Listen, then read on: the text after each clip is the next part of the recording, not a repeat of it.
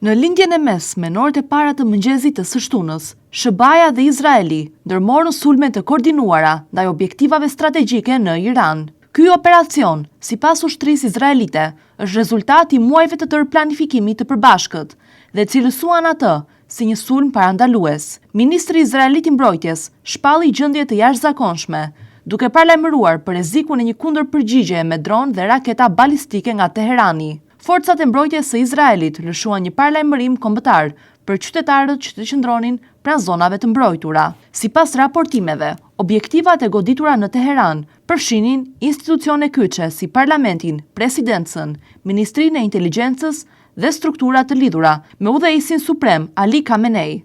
Presidenti amerikan Donald Trump e ka përshkruar fushatën si masive dhe në vazhdimsi, duke deklaruar se Irani nuk do të ketë kurrë armë bërthamore dhe duke u bërë thirrje qytetarëve iranian të marrin në dorë qeverinë e tyre. Nga ana tjetër, kryeministri izraelit Benjamin Netanyahu falenderoi Trump për leadershipin historik dhe u kërkoi izraelitëve të ndjekin udhëzimet e sigurisë. Në kundërpërgjigje, Teherani njoftoi nisjen e sulmeve raketore ndaj bazave amerikane dhe objektivave izraelite në rajon.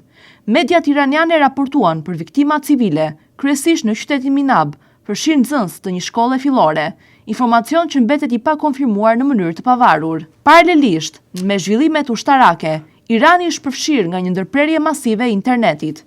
Problemet në rrjet janë raportuar njëkohësisht me sulmet ajrore. Nuk është hera e parë që Teherani përballet me bllokim të internetit. Një situatë e ngjashme ndodhi edhe muajin e kaluar, gjatë protestave kombëtare. Zhvillimet kanë nxitur reagime ndërkombëtare. Këshilli Evropian dhe Komisioni Evropian e cilësuan situatën shumë shqetësuese, duke u bërë thirrje palëve për përmbajtje dhe respektim të së drejtës ndërkombëtare. Nga ana tjetër, Ministria për Evropën dhe Punët e Jashtme u ka bërë thirrje qytetarëve shqiptar që ndodhen në Izrael të tregojnë kujdes të shtuar dhe të ndjekin me vëmendje njoftimet e autoriteteve vendore. Ambasada e Shqipërisë në Tel Aviv është në dispozicion të plotë të shtetasve shqiptar dhe në komunikim të vazhdueshëm me autoritetet izraelite. Ministria ka lëshuar numra emergjence, të cilat duhet të përdoren vetëm nga qytetarët që ndodhen aktualisht në Izrael. Situata mbetet dinamike dhe me tensione të larta, ndërsa komuniteti ndërkombëtar po bën thirrje për shmangje të një përshkallëzimi të mëtejshëm, i cili mund të përfshijë gjithë rajonin.